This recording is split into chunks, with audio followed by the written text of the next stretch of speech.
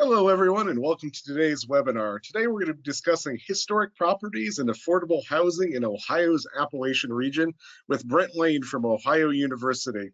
Our webinars are brought through the generous support of the Ohio Department of Development. We thank them for their support. Before we get started, just a couple quick housekeeping items, and I'll introduce you to Brent in a moment. For all of you on the webinar today, if you have any technological issues, particularly in the cold and the wind today, I imagine a couple of us will, just close out the webinar, re-click the link that was sent to you. And likewise, if you're on the telephone, just hang up, dial back in, and that should solve 99% of the problems you're experiencing. Before we get started, I'd like you to introduce you to Mr. Lane. Brent Lane is a senior executive in residence at the Voinovich School of Leadership and Public Service at Ohio University, which he joined in 2020. In his career, he has been an early-stage venture capitalist, developed and run business incubators, led state-level economic development program teams, and directed a university-applied economic strategies center. At the Voinovich School, he designs and leads an analysis of novel economic and community development opportunities in the Appalachian Ohio region, especially those capitalizing on the region's distinct cultural and natural heritage assets. Brent has earned master's degrees in science and technology policy from George Washington University and in business administration from the University of North Carolina. So without further ado, I'll turn things over to Brent. Thank you. Well, thank you very much, Matt. What a great opportunity this is. And I have to say, with Matt's introduction, makes me sound like a bit of a stray dog across a lot of disciplines. And that's probably a pretty fair description.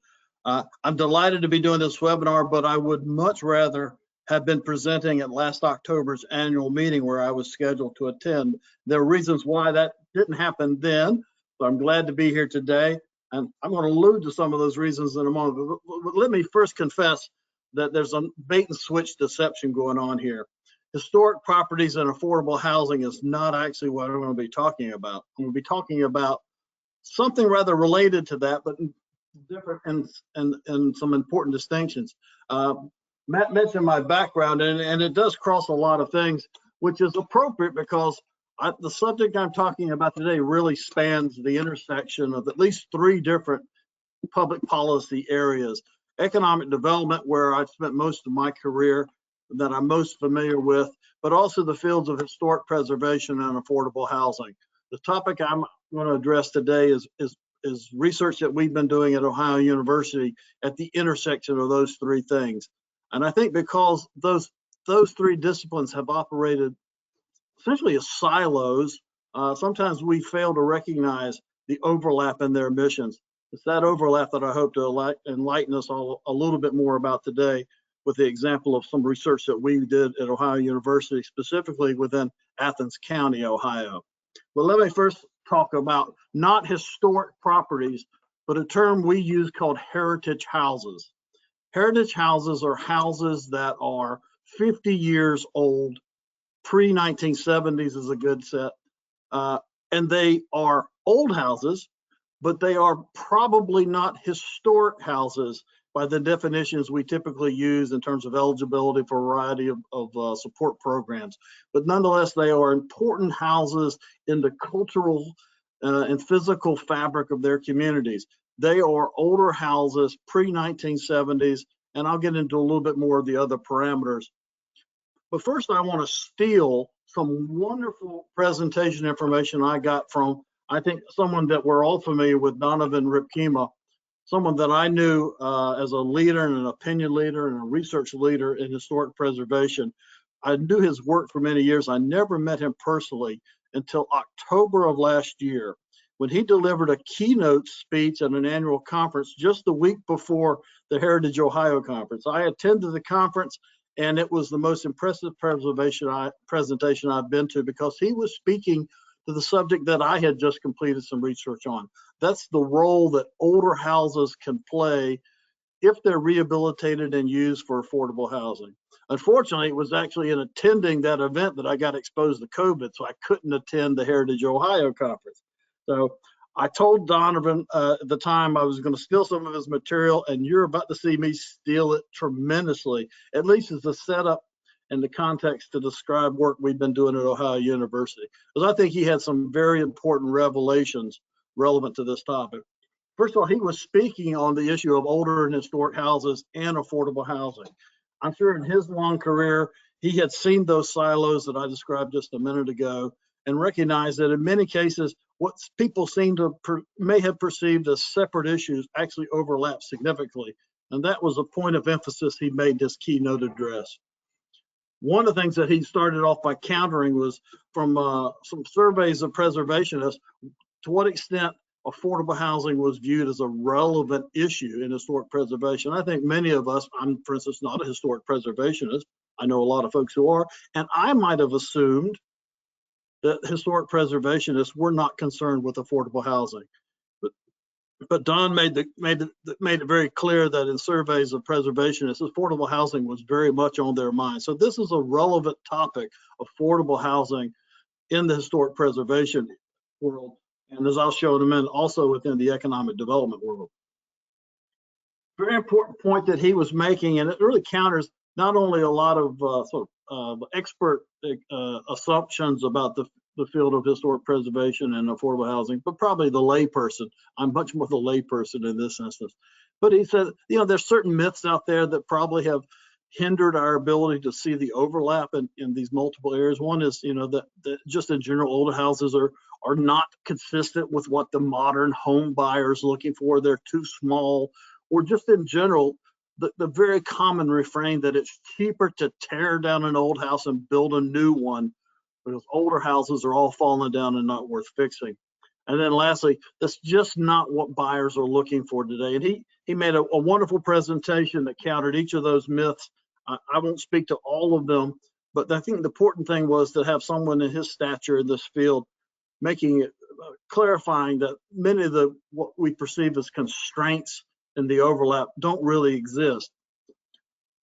One of the points that I'm going to reiterate here is just how many of these heritage houses, these pre-1970s, these 50-year-old plus houses are in our national housing stock. Over almost 40% of our national housing stock, almost 53 million houses, are 50 years or older. In other words, this is not a niche. This is a very large proportion of the whole national housing stock.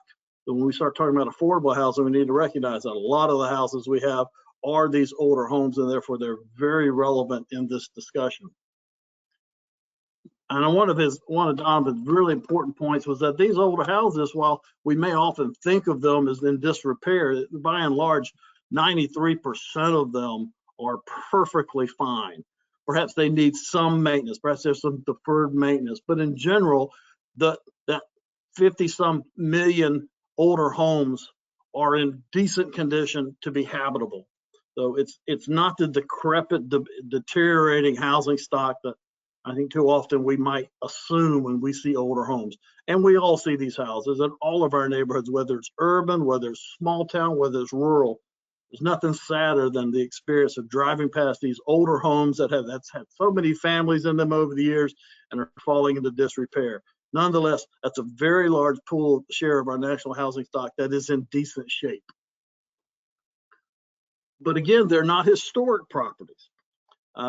These older homes are not the sort of historic properties that are subject to a variety of protections in terms of their demolition. And instead, 94% of them are not protected in any historic preservation sense, which has made them very vulnerable to something that that Donovan made very clear.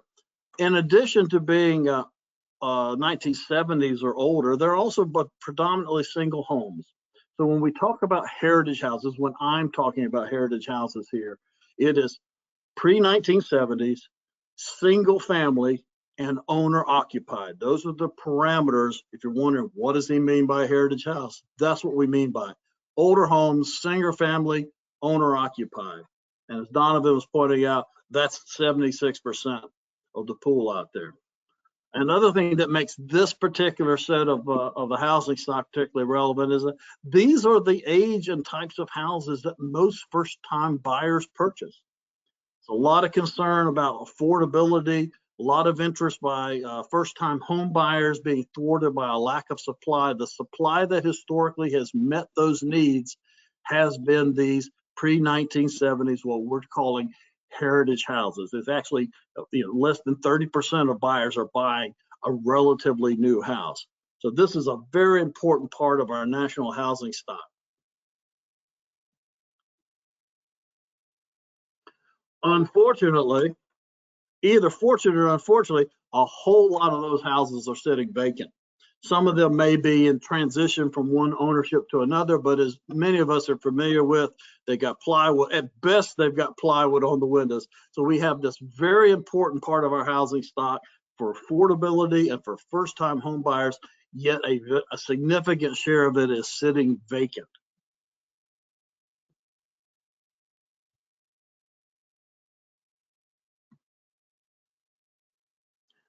And worse than that, this I have to say that that Don was quite poignant when he made the point that every time we tear down an older house, every time we tear down in the name of reducing blight, every time we demolish an older home, what we're really doing is tearing down an affordable house.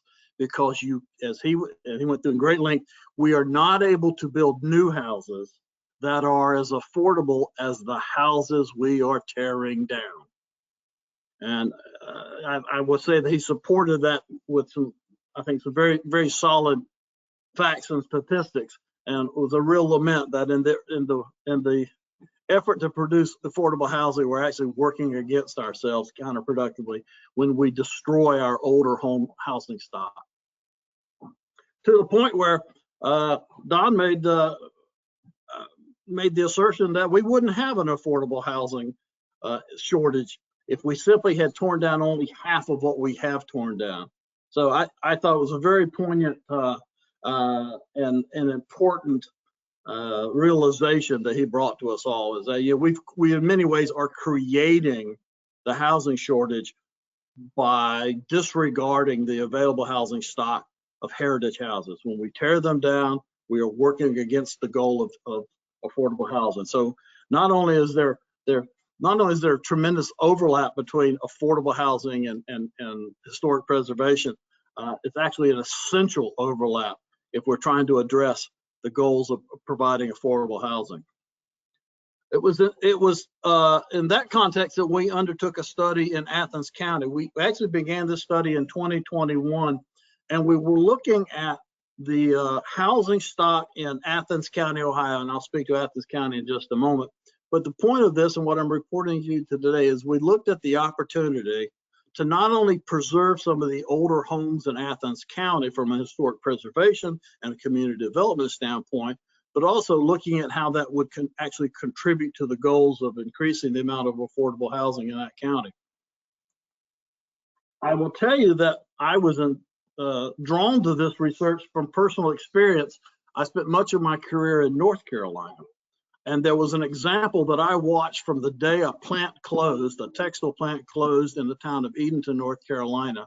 And I saw a preservation group take over that old mill town, which was essentially worthless, 30-some houses that essentially were worthless from a tax standpoint. And through supporting individual and community redevelopment and restoration of these very modest homes, very much the sort of heritage houses that we're talking about today, I watched that experience over the decades be tremendously successful, not only in terms of economic and financial successes, but in terms of community development success.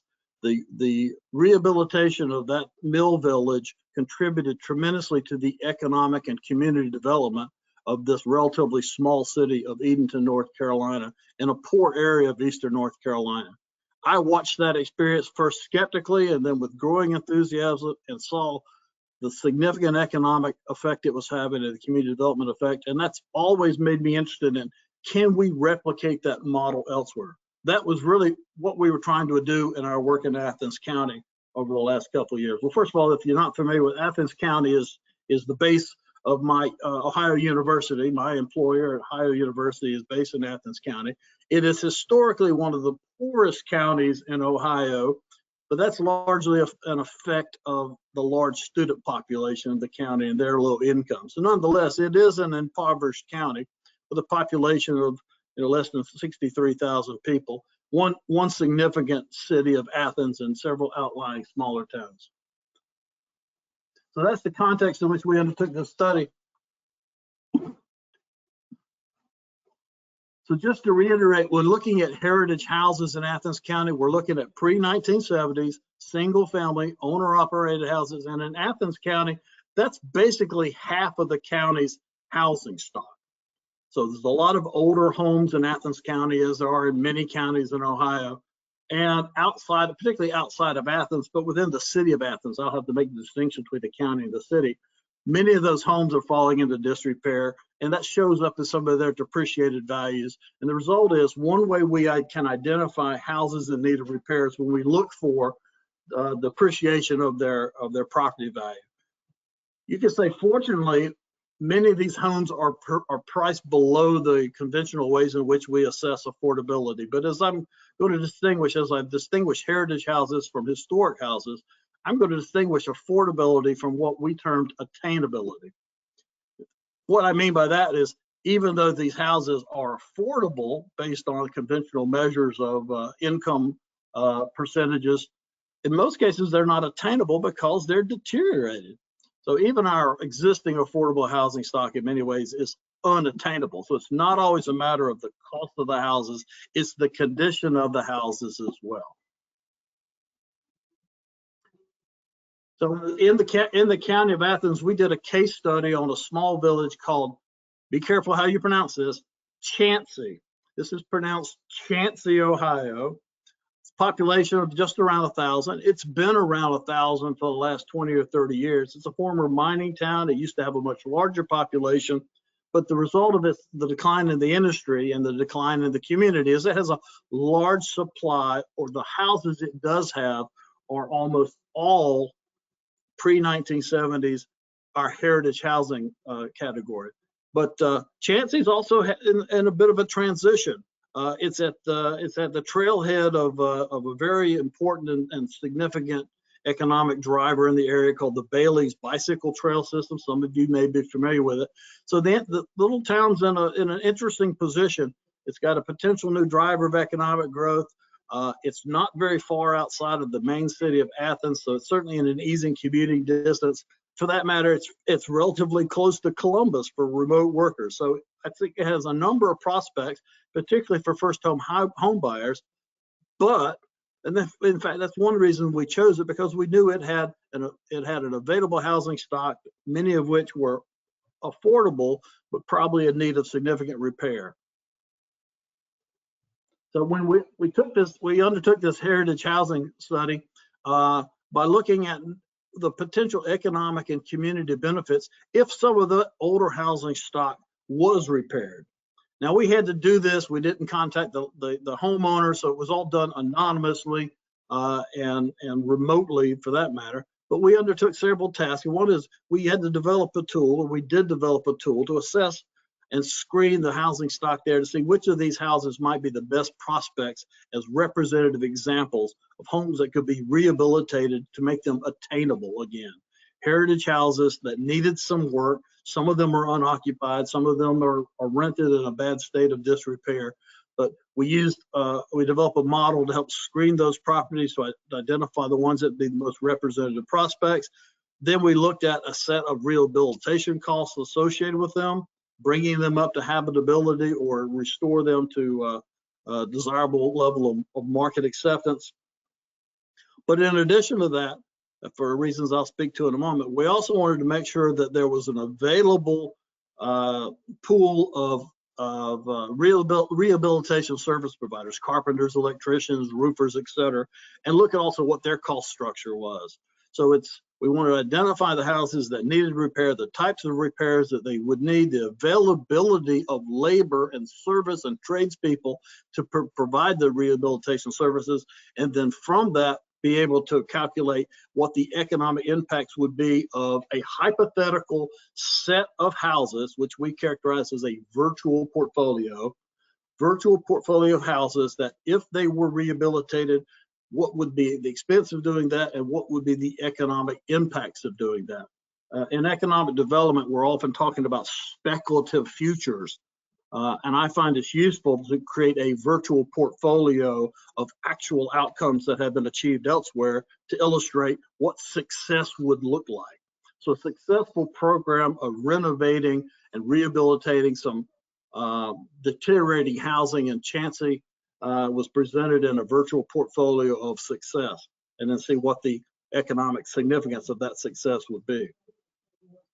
The housing stock in Chansey, as I mentioned, is pretty modest, and almost all of it would qualify as heritage housing. You have about 400 single-family homes, only about half of which are owner occupied. There's a lot of renting of older and deteriorating housing in Chansey, and the result, the median price there is certainly well within the affordability range. $62,000 the average is the median price. As I mentioned, nearly all of this housing stock is pre-1970. So Chansey presented a tremendous laboratory to explore this issue of heritage housing, because at least, there are 50 unoccupied houses and a lot of occupied houses that needed work. We had a large pool of prospects to do our virtual portfolio development and to assess what the benefits would be of rehabilitation. Just to illustrate some of this, a little bit of showing our homework on this. There's a full report I'll be happy to share through Matt if anybody's interested. But we came up with an average budget of what rehabilitation would take for our virtual portfolio of 15 houses, about $50,000 each. Now, if you've done any rehabilitation or even home improvements yourself, you know the $50,000 in many scenarios doesn't cover a tremendous amount. But these are all smaller homes. We're not talking about the sort of expense that goes into renovating much more modern houses, but an average $50,000 in renovation costs to get them to market readiness for a total portfolio investment of $750,000 in rehabilitation costs. So from an economic analysis standpoint, those are the inputs that would come into the village of Chansey in this program of renovation. We were primarily interested in terms of the economic impacts that this would produce.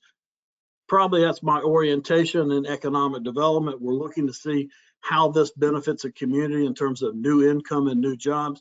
What we were able to estimate and hopefully communicate is that restoring and rehabilitating older homes has a significant economic impact. In fact, it can become an economic development strategy in and of itself. What we found was that for every $1 million invested in rehabilitating homes in Chansey, you'd get 17 new permanent jobs. These are permanent jobs, and a substantial amount of income increases in taxes, and then a clear but not necessarily immediately quantifiable enhancement in adjacent property values. The hedonic property value appreciation, I think, is perhaps one of maybe the X factor in this calculation.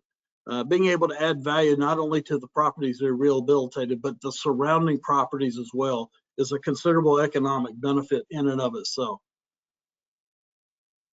But it wasn't just the economic benefits that we were seeking to track. What we were able to show was that in this particular case study, you would see some quantifiable, significant local economic impacts.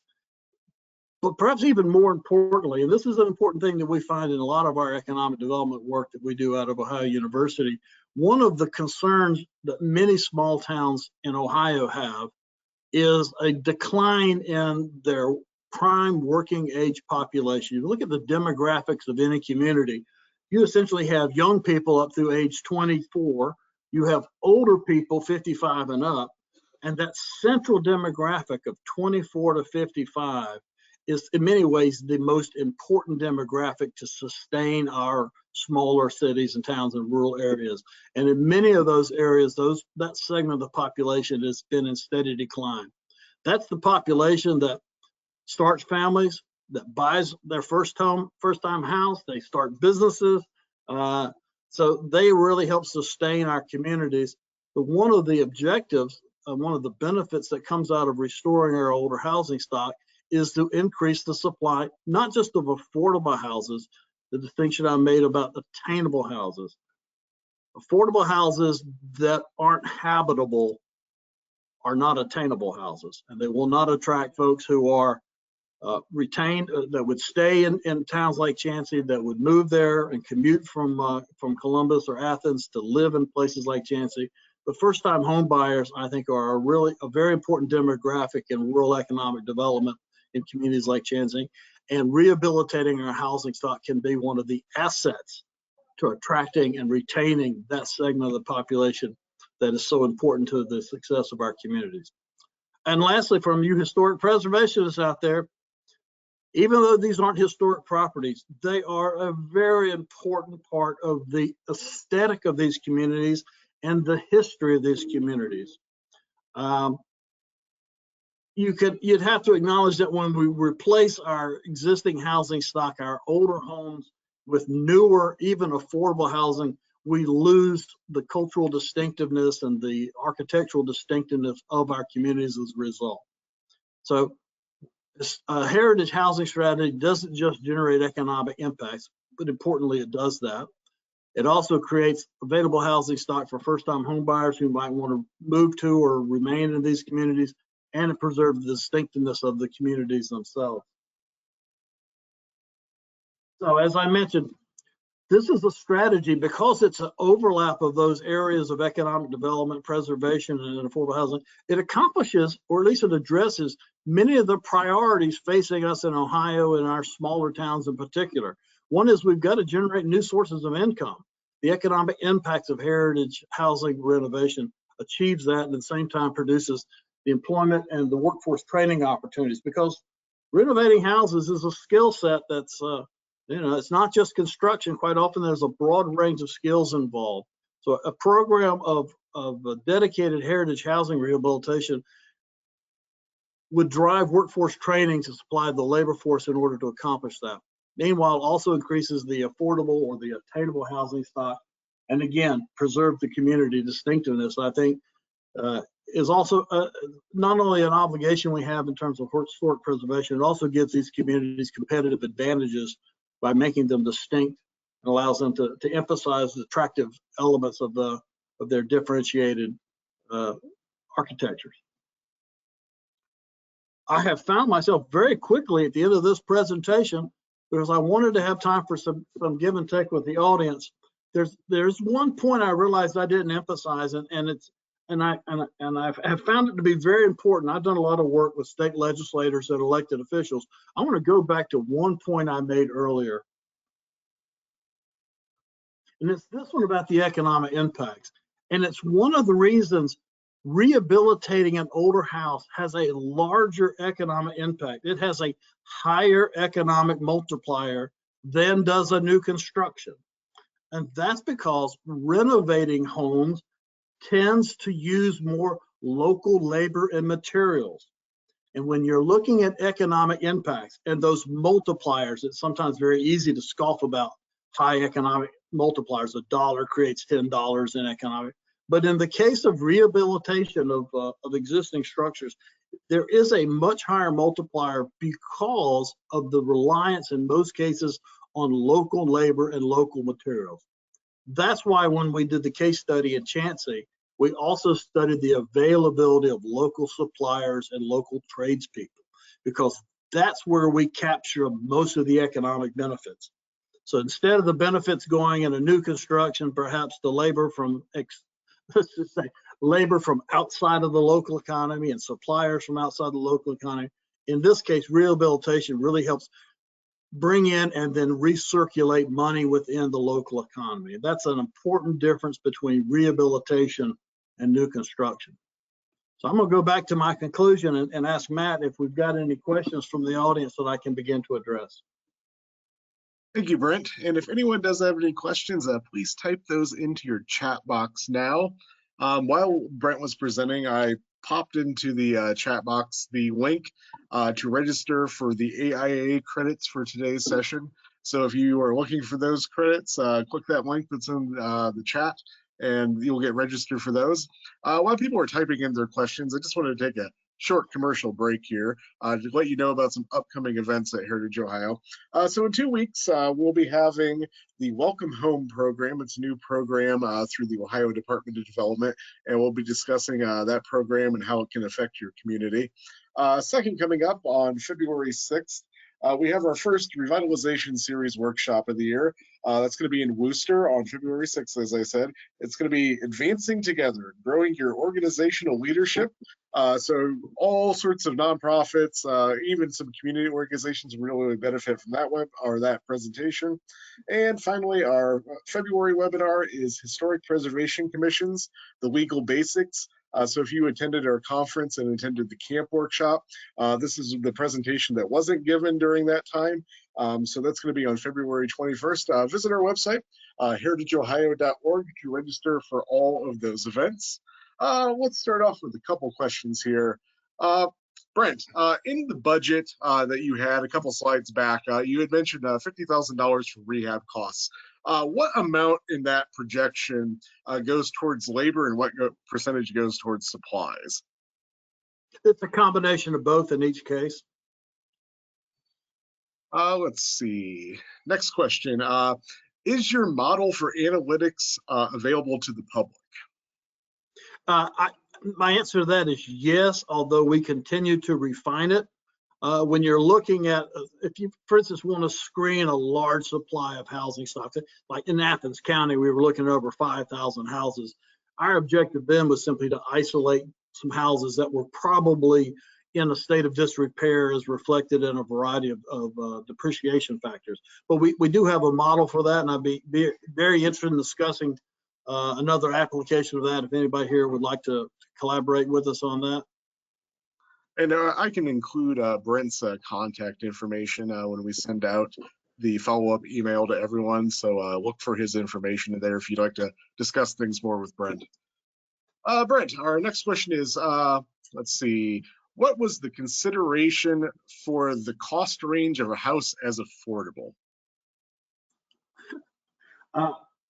Affordability has a very precise and highly variable definition under federal standards. It's a percent of income. We found it was, and of course, percent of income, it varies from community to community. It's the sort of thing, in fact, it's the sort of thing you need to look up for your own area. What we found, though, that in Ohio, we have, relative to the rest of the U.S., quite affordable housing. In case that's a shock to anybody, our median house prices are significantly below that of the U.S., and that's certainly the case in Athens County. It really made the issue of affordability by federal definitions that are used in a variety of tax credit programs and other definitions almost a moot issue, particularly given the issue we were looking at, which is restoring the habitability of homes that would fit within affordability. But you can very easily search and find what the federally designated level of affordability is in your community. But we just found that particularly in Athens County, it was almost a moot issue because of the low overall median house price, and for that matter, rental charges. That's not true everywhere in Athens County, but it's true in a great deal of it. It was certainly true in our case study community of Chansey. All right, thanks, Brent. Next question, could we hear more about where RIPCMA's data came from for the percentages of adequate housing? I will find that source for you. I believe I can get that from him. If we're talking about the percent of older homes that are adequate, the 93% figure I believe he was citing, I will certainly try to track that down for you. And I'm sorry I didn't put my, I don't think my email address. Yeah, there's my email address. Send me this question by email. I can certainly follow up with Rakima's about that. All right. Our next question here is, are there any special incentives or financing through the state to help jumpstart the redevelopment of heritage houses? No. Very I'm succinct answer. well, I'm saying that, and I'm not being glib. In fact, I view that as one of the failings in our affordable housing programs, and for that matter, in our preservation programs. We haven't recognized the overlap between those two programs' goals. So in most, even though you can take, and I encourage you, in fact, that's why I put this slide on here again. For instance, we're in Southeast Ohio, so we're part of the Appalachian region of Ohio. A program to do specifically what we're talking about, I think would be a very good fit for the Appalachian Regional Commission, which funds a number of community and economic development objectives. But I have not identified any incentives like tax credit programs that would address this very large share of our older housing stock, the heritage housing stock. Most cases, they don't meet the qualifications. Most of those tax credits are intended for new home construction rather than renovation. But I do see this as a missed opportunity to increase housing stock, increase affordable housing stock, preserve community distinctiveness, and generate these economic impacts that are locally captured by local suppliers and local labor. So I think that's an issue that is worth exploring, and that's why I put this slide in my presentation. I'd be very interested in some partners out there who would like to explore a strategic effort that brings together the economic development, the renovation of heritage housing with the affordability of housing issue. I think that's an area of great interest to a variety of potential funders, and we would be interested in any local partners who said we'd like to undertake something like that in our community. But my first answer, which is I think still a valid one, which is no. It's just no. Somewhat curiously, land banks are an interesting example. They are certainly land conservancy and land banks that in some cases include rehabilitation of older homes, but they also do primarily demolition of blighted homes. So I think we have some inspiring examples that are a small set of the existing activity by land conservancy and land banks that we could scale up if we recognize the many benefits of restoring heritage houses. Thanks, Brett. And just reading a couple comments here from people that are sending some things your way. Heather in Bowling Green just says that some CDBG monies could be used as well, not necessarily for something as a heritage house per se, but in Bowling Green they use those kind of programs for housing there. Also, let's see, going down, lost my place here. Chuck is also mentioning there could be some opportunities for heritage homes under OFA programs, but not on an individual basis. It would likely require multiple properties packaged together and probably only be for rent. So those are some options out there for people as well. There's also low-income housing tax credit, but once again, that gets into some prickly things, particularly with the lack of the ability to pair it with historic preservation tax credits in Ohio. So those kind of things create some challenges. Next question here, kind of switching gears a little bit. All right, half a question in my screen scrolling up, sorry. Here at the SHPO, we have a challenge working with local communities who are using community development block grants for demo of what we are calling here heritage housing. At the SHPO, our hands are often tied under Section 106 unless the properties are listed under eligibility for the National Register. What are the current outreach efforts to local communities with this information? I don't have an answer for that. That's not my area of expertise. I don't want to say I'm happy to admit to it, but there's certainly some limits to what I've been able to bring to this conversation, which is one reason we'd be very eager to get into conversation with some folks who are more involved directly in those activities. Switching gears here a little bit, for the North Carolina project, were they using private, nonprofit, or public financing for that project? It was private nonprofit. It was an established conservation group there called Preservation North Carolina, which had done a lot of individual historic properties and facilitating tax credit use, et cetera. In this case, they went well beyond the usual historic preservation toolkit But it was mostly, from my observation, mostly a matter of them promoting and making it available. The properties, I should say, those houses were donated to the not-for-profit, and then they acted to sell them to buyers with covenants that they would invest in their renovation. So it wasn't quite as let's just put it this way: it was a not-for-profit, in many ways a market-based initiative that began with the donation of the mill houses. What was most surprising for me from an economic development observation was how large a market there was for it and what the eventual economic benefit was. I would say that was a surprisingly organic process. May have been one of those right place, right time scenarios, a community that attracted retirees who wanted to invest in the renovation process of an older home, but it wasn't merely retirees. There were a lot of young families who moved there. What I have observed from that process is I was always curious as whether it could be replicated. And that particular organization has replicated at some other mill villages, but I think it's also a model that we could be replicating elsewhere.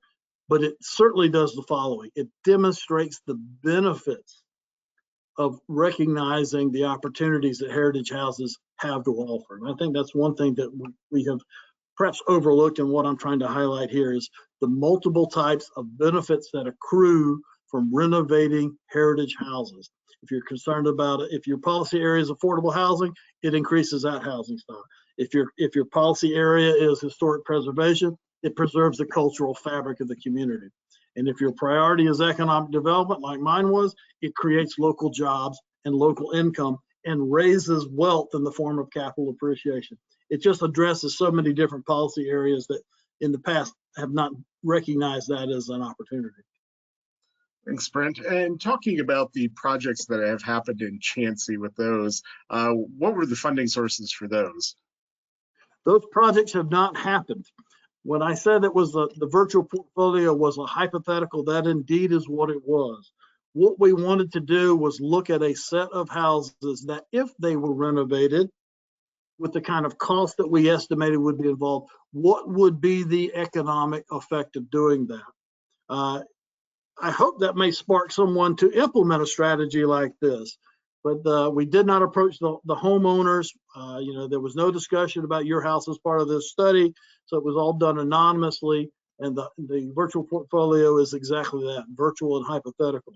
But the impacts and the impacts of that sort of renovation cost are tangible, and I think valid, and have been validated by experiences elsewhere.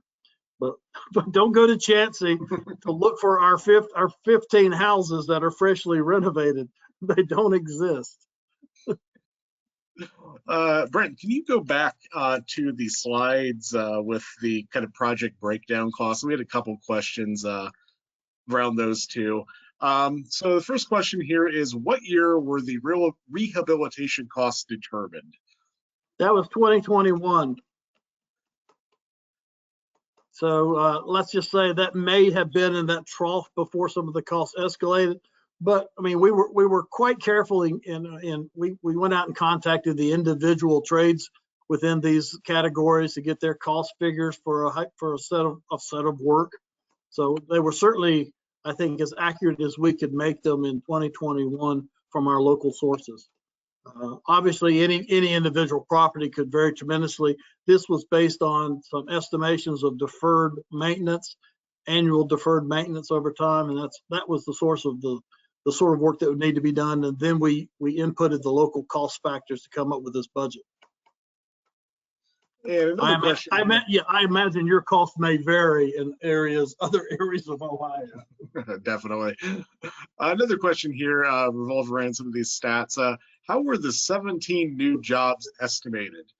And then a follow-up question to it: are these jobs permanent or temporary construction-related jobs, or related to the restoration of homes? And the third question there is, would the homes attract new residents for existing employers? So rehash, how was the 17 determined? Are these construction related or housing related jobs? Are they temporary or not temporary? And would this help attract to existing employers? Well, I know I emphasized the term permanent. I should have said full time is what I intended to say. But we used a standard econometric model called M-Plan. If you've ever seen anybody present economic impact numbers, they use the M-Plan program or something similar to calculate what the impacts would be, and that gives you numbers in terms of expected employment gains and income gains, tax revenues, etc. The 17 were full-time equivalents. They are primarily a result of the rehabilitation reconstruction activity. So they are full-time equivalents, not permanent. Thank you for correcting me or allowing me to correct myself on that one. But 17 jobs, and this would be over, a multi-year period. It would be 17 full-time jobs over that period. And assuming that level of activity continued, they'd be extended out for multiple years. Oh, back on another aspect that someone asked, we were not able or we chose not to estimate the economic impacts of new residents moving in to occupy these houses. Probably that would be the more permanent, longer term economic impact of attracting new residents with income from work in Columbus or Athens, etc. Frankly, we did not want to presume new residents because there are a lot of existing renters there who might want to become homeowners. So we didn't presume any particular differentiation between new residents and existing residents, but that would be one of the downstream significant impacts. And Brent, do you have an estimate of the average square foot of any of the heritage homes that would be potentially in the project in Chauncey? Oh yeah, we have very precise numbers on those. We can do marvelous things now with tax data and sources like Zillow and looking at the home. So I have a list of the portfolio of houses with their age of construction, their square footage, their other real estate features. I didn't include this because it doesn't fit on the screen very well. But we built the portfolio based on individual specific houses within the village of Chauncey. So we do have all of that information. I'm kind of switching gears a little bit here. I'm going to kind of merge a couple questions together. So thinking about the opportunities for heritage homes, which areas do you see really being the catalyst to get these kind of moving? Because I was kind of thinking during the presentation, obviously bedroom communities close to larger, in quotation marks, in Appalachia, places like Athens, Nelsonville, Logan, places like that. They're kind of county seats that have more industry, and really, for the areas where there's really not one of those locations. How do you see the program expanding into those areas as well? Well, this gets into some of my research on remote work and how remote work has enabled more people to live where they'd like to rather than where they have to. And in many cases, where they'd like to live are in smaller towns and cities, and in some cases, rural areas. So there's a surprising percent of the American population who would like to, and in some cases have been able to because of post-pandemic hybrid work models, chosen to either return to the towns they had to leave or move to a smaller town to raise their family and buy a house. So some of the obvious candidates are what we would think of as the exurbs, the homes that are within 30 or I would say probably 60 minutes of a major metro. So for instance, Chauncey is within about 65 minutes commute to the southeast of Columbus. So if anybody's interested in our work on remote work, you'll see how the prospect of people being able to work in a metro area a couple of days a week and commute from a slightly further distance suddenly makes areas like Chauncey far more available to them if there were affordable and attainable and desirable housing stock there. But you could, I would say, look at commuting sheds in your community, extend the commuting shed by about 10 miles and see what that encompasses. That's a very interesting exercise to go through to identify communities that would suddenly become attractive locations and where their available housing stock or their refitted housing stock would suddenly become a real asset to attracting new residents. So that can be done, and I'd be very happy to have a discussion about doing that. Thanks, Brent. Next question here is, are you sharing this information with any statewide affordable housing advocacy, advocacy groups, such as the Coalition on Homelessness and Housing? This has been my first opportunity, and Matt may recall I reached out to him with this over a year ago, because when you work at a university like we do a lot of economic analysis with the intent to having opportunities to apply it. And this was one that we thought there was some important findings from that would have some specific application opportunities. But we're certainly limited in our ability to advance ideas like this very far. Need to have partners. And the quick answer to your question was the answer is no. We have not so far reached out to really anyone in affordable housing policy to see how this might fit with some of their existing efforts. That may seem like dereliction on our part, but really it's more of a reflection of our limited capacity to advance research from within the university. And one more question here, Brent. You had mentioned in your presentation just a little bit about the kind of missing middle age set in a lot of these communities. And really, what do you see as beyond affordable housing, some strategies communities can employ to kind of retain that age set going into the future? Support remote work. Having worked in rural economic development for most of my career, in the past we were essentially limited to trying to bring jobs to where people were. Otherwise, people had to leave to go where the jobs were. The adoption of hybrid and remote work models, not universally, but in many cases, we've expanded the availability of hybrid and remote work, and that has enabled more people to remain in communities where they would like to, which is, I think, a legitimately transformative effect that, again, we really haven't been capitalizing on yet. By the way, I have a webinar on this next week, specifically on remote work, if anybody's interested. So we've done quite a bit of work on that at Ohio University as well. And I mean, so you can see how some of these things do tend to be very supportive of people remaining and moving to our smaller towns, and where the availability of some distinctive and attractive older homes in the first-time home buyer price range is a tremendous asset. So I think something that maybe we've been viewing as a negative, which is our deteriorating older housing stock, can become an asset for us if we invest in it.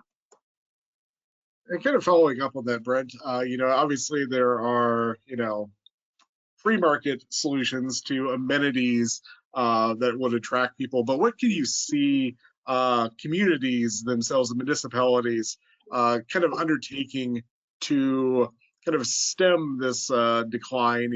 One of our comments here from Gwen was, to improve broadband capacity, and obviously that, would affect remote work. But what other kind of things, in your experience in working with rural economic development, would you say, okay, if I was going to a community that really wanted to, solve this problem, I would suggest these 2 or 3 things for the municipality to tackle right away?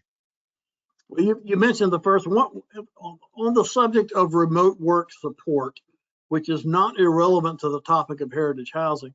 What we found when we assessed what makes a community what we characterize as remote work ready, first and foremost was high quality or high enough quality broadband access. That seems pretty obvious. That's an essential utility now, just as we probably would have been having a webinar about the availability of electricity 100 years ago. First and foremost, make sure you have the available broadband access. Now, that's an issue that's already pretty prominent. So many communities are already addressing that. What you want to do is, when you're addressing your broadband, you leverage your investment in broadband by also looking at other things that support people's ability to work remotely and to move to your community to do that. Surprisingly, a number of other factors we found are absolutely critical. Childcare is critical to the ability to do hybrid and remote work. Of course, it's critical in any community, but childcare is one of those. Again, quality of life issues are universal across all the demographic, but particularly for that young demographic, that prime working age. It's 24 years old to 54 years old is the census definition of prime. They're the ones looking for first-time home buying opportunities. They're probably also looking for some co-working space if they're working remotely. So what we have is, in our remote work, we have a suite of factors that we advise communities to address. One of those factors is your availability of attainable housing stock, your heritage housing community, and using that as the asset it can be for first-time home buyers. Thank you, Brent. And just one question for me in this. Yes, the presentation will be available. You'll be receiving an email, all of you, tomorrow.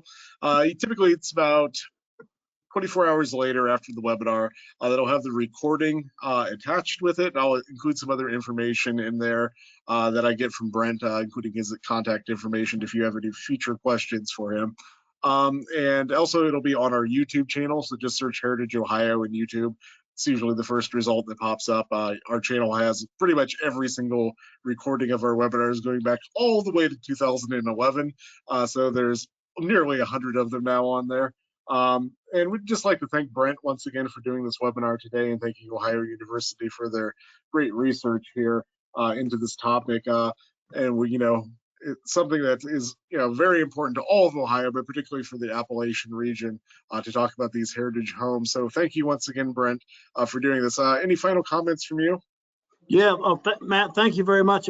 I'm quite serious. On the 25th, which is Wednesday next week, I and my colleague Jason Jolly from Ohio University are presenting on our remote work research. So some of the questions I think had aspects of that. So if anybody's interested, you can email me. There's my email address. I'll be happy to send you the link so you can listen into our research on remote work.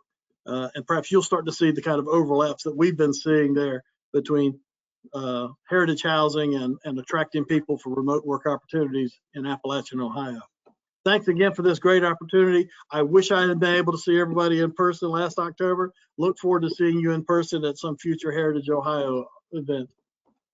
Thanks once again, Brent, and thanks for everyone attending today. We hope to see you at our next webinar. Thank you.